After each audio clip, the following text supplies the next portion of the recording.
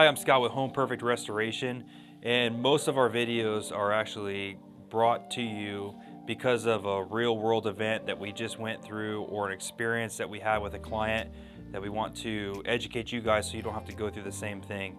We just went to a fire damage loss yesterday where a home was completely destroyed. Everything in the home was destroyed, all the contents. It's not livable, and it's going to be about $500,000 to repair the home and replace the contents, estimated value.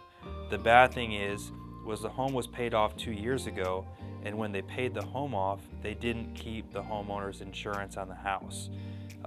It's something that you guys really have to consider, keeping insurance on your home, even when that home is paid off.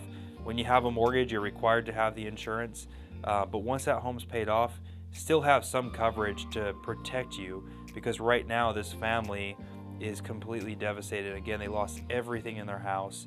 They're going to be displaced, and all of this is coming out of pocket. So moving into a furnished rental, replacing all their contents in their home, and then trying to rebuild their home, it's going to be a lengthy and very hard and emotional process for them. So please consider keeping insurance on your home.